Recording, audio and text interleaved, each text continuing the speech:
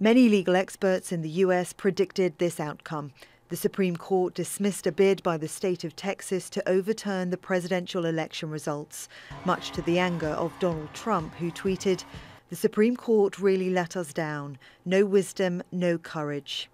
Trump and his Republican allies wanted the court to set aside results in 4 states won by President-elect Joe Biden: Georgia, Michigan, Pennsylvania and Wisconsin.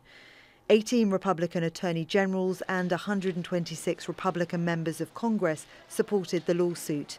But in a short statement, the court said that Texas has not demonstrated a judicially cognizable interest in the manner in which another state conducts its elections. Biden's team celebrated the decision, saying the Supreme Court has decisively and speedily rejected the latest of Donald Trump and his allies' attacks on the democratic process. This is no surprise. Dozens of judges, election officials from both parties, and Trump's own attorney general have dismissed his baseless attempts to deny he lost the election. Trump and other Republican organizations have brought more than 50 lawsuits in various states. They've achieved partial success in only one. But legal analysts say Trump may continue to try to overturn the election results. I don't count him out for trying to just do something else, even though it probably won't get anywhere because it is over as of Monday when the Electoral College meets. But we cannot be in the head of Donald Trump to think what he might try to do next. But this was really his last Hail Mary. Critics of Trump say his refusal to concede defeat has damaged the integrity of the US electoral process, and Biden's victory will be officially certified by the Electoral College next week. Victoria Gatenby, Al Jazeera. Well, let's dig into this with Scott Lucas. He's the co-founder of America Unfiltered, a news and analysis site on US politics and foreign policy. He joins us now from Birmingham in the UK. Scott, great to have you back on Al Jazeera. There's obviously plenty to unpick here. I want to start with the state of play. Does this court order secure Monday's Electoral College vote? And does that finally mean the end of this?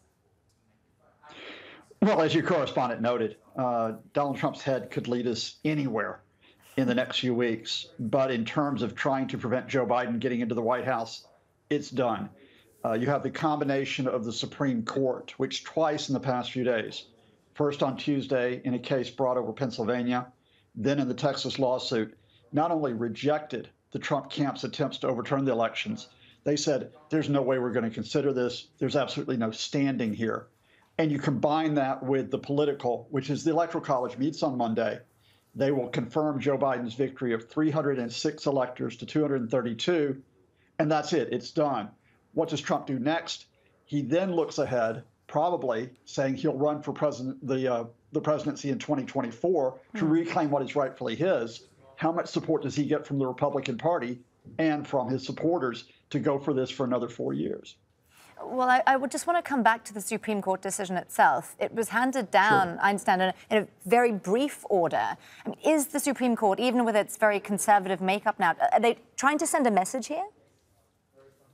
Well, they sent a legal message, and the legal message was that in this specific case, 7 of the 9 justices said, Texas, you've got no right to try to interfere over the way that elections were conducted in Georgia, Wisconsin, Pennsylvania, and Michigan, these 4 key states that voted for Joe Biden. And the 2 most conservative justices, Samuel Alito and Clarence Thomas, said, OK, we would consider your case, but there's absolutely no chance that we would grant you what you want, which is to throw out the elections in those 4 states. So this was comprehensive. What is important beyond the Supreme Court decision is the political message. And that is in 57 of 58 cases, the courts have said almost immediately, you really shouldn't be here to the Trump lawyers. They said there's no claims of fraud, there's no evidence, and your legal theory is completely inappropriate and misguided. Well, given the political context, let's talk about the Republican Party now. 18 states, more than 100 Republicans in Congress endorsed this. I know Mitch McConnell, for instance, had been calling for due process, but where does due process end? And where to for the Republican Party when all the smoke finally clears? Well, let's be very clear, first of all. Donald Trump doesn't care about due process. Donald Trump cares about hanging on to the Oval Office. And when you had 126 of the 196 Republican House members, and when you had 18 state attorney generals that went along with this, they were quite happy to defy the American system. Now here comes the big challenge once Joe Biden becomes president.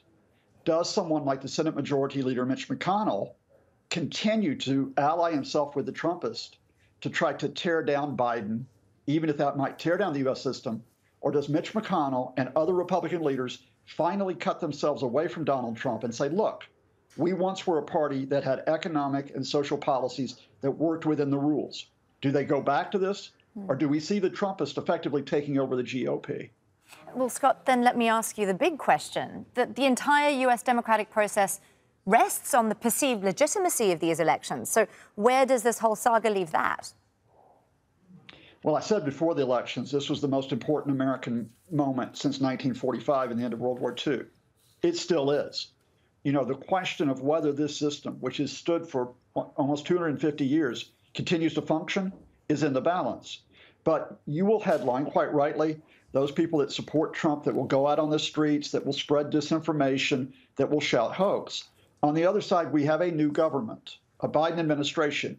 If it can get control of the pandemic that has killed almost 300,000 Americans, if it can provide for an economy which has been bashed this year, if it can provide for social justice for all Americans and not for some, well, results talk. And that's the big hope that the American system has, is competence and responsibility versus Donald Trump's Twitter feed. Scott Lucas there from America Unfiltered. Always great to get your thoughts here on Al Jazeera. Thanks for being with us again, Scott. Thank you.